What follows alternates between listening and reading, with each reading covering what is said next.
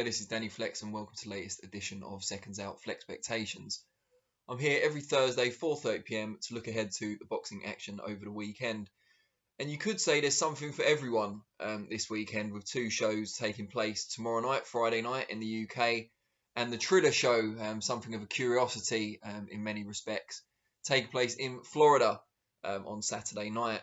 And we'll start with the UK shows and kind of move from there, because I've kind of split it in my head and probably in the thumbnail that you looked at before opening this video into kind of the prospect just starting out on his journey, or at least coming to the first big event in that journey, the hardened professional who's been around the block, and in Evander Holyfield, and we'll come to that later on in the video, the retired veteran who can't seem to leave boxing alone. But let's start with that young prospect who, well, should we still call him a prospect? Louie Lynn, still very young, but already the WBC international champion at featherweight, takes part in his first ever main event, and it's on television as well, as part of BT Sports' new Fight Night, the Prospect series, in association with Queensberry, Frank Warren, of course. Louie Lynn takes on a fellow unbeaten fighter in Amin Jahanzeb. Tricky, elusive, should give Lynn a good test. Might be a chance for Louie to show a bit more of his boxing ability rather than just the all-out aggression that has become his trademark, and certainly the way he enjoys fighting.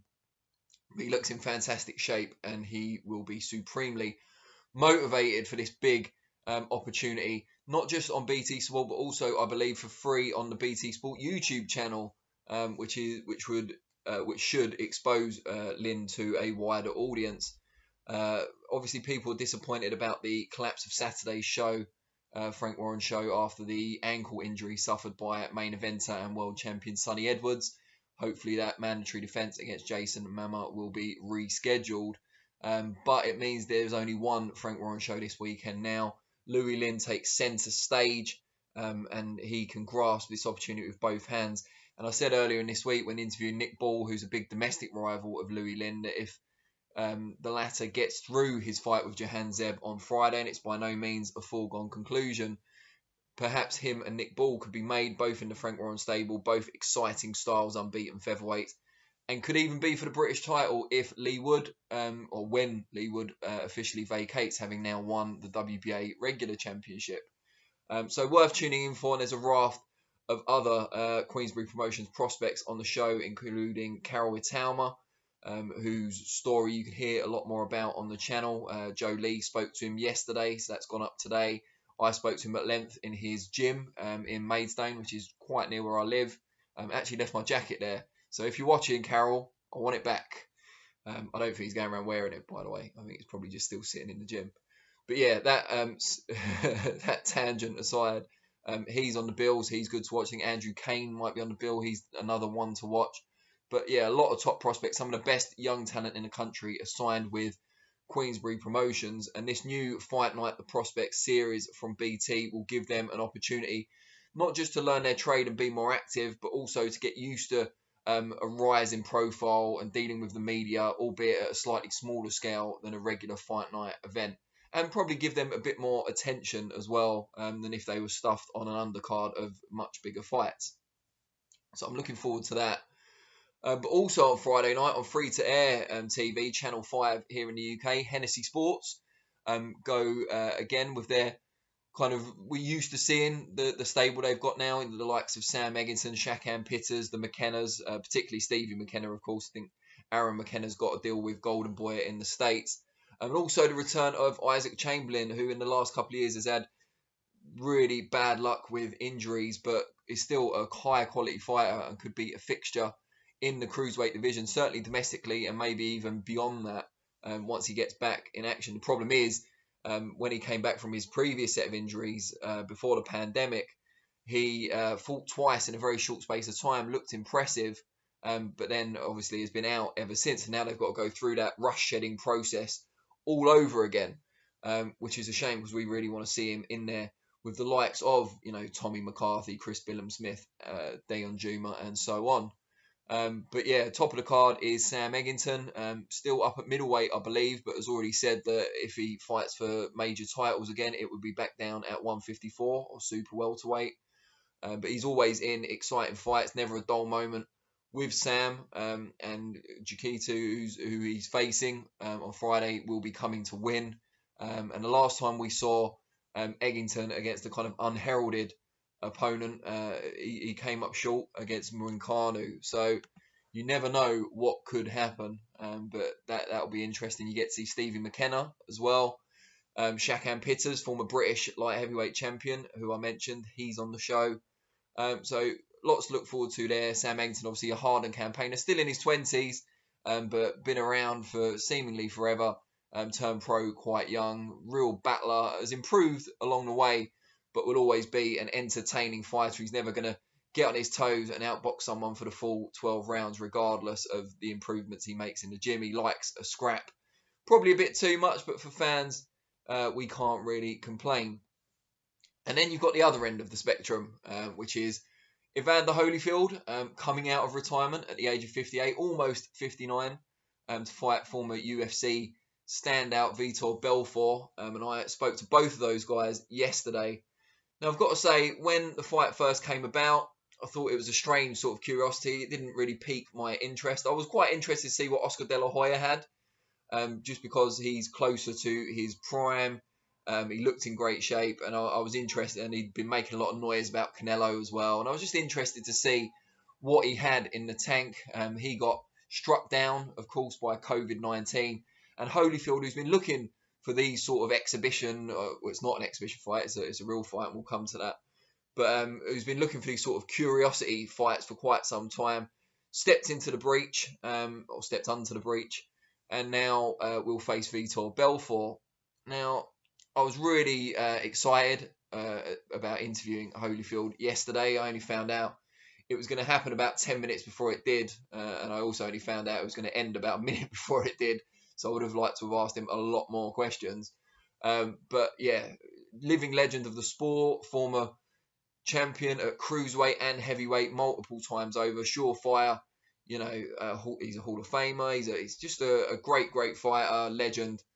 And I've got to say, initially, when I spoke to him yesterday, I was kind of encouraged, A, because he was in tremendous shape, and I know about all the rumours and the lack of drug testing for the fight, and so on and so forth. I'm not going to go into that in great detail. I don't know enough about it to do so, but just looked in tremendous shape. But what was encouraging for me more was because previously, in the last couple of years, I've seen interviews with Holyfield where he seemed like he was drooling more than usual. Not drooling, drawling more than usual, slurring his words a bit.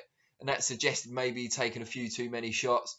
When I spoke to him yesterday, I've got to say he was completely lucid, animated, articulate, and just, yeah, I found that encouraging. And also, it's just his general enthusiasm and zest for life. And I kind of weighed it up against Belfort, not a lot of, traditional boxing experience, albeit a great striker in the MMA realm. Only a few years removed from his prime, not from his prime, but from competing at the top level, albeit in mixed martial arts. That was only, 3 years ago, whereas Holyfield hasn't competed for 10 years, and even then he was past his peak. So speaking to him kind of alleviated the concerns a little bit. And then I saw footage that is on the channel, and you can see it along with the interview, from the media workout yesterday. And it has to be said, Holyfield looked slow, sluggish. The moves were still there, but they were slower, and they didn't seem to come as naturally as they once did. And that brought all those worries and concerns back about Holyfield. And I think it's a wider issue in general about if these guys who are older and are allowed to fight, whether it's against MMA fighters or fellow former boxers, ultimately this could become a safety concern if it's not already. I mean, you've got to remember it was very unlikely that the California State Athletic Commission would license Holyfield at his advanced age. And that's the key reason why the show as a whole from Triller was moved from California to Florida, which is where it will now take place. So I'm not overly, calm and composed about this fight.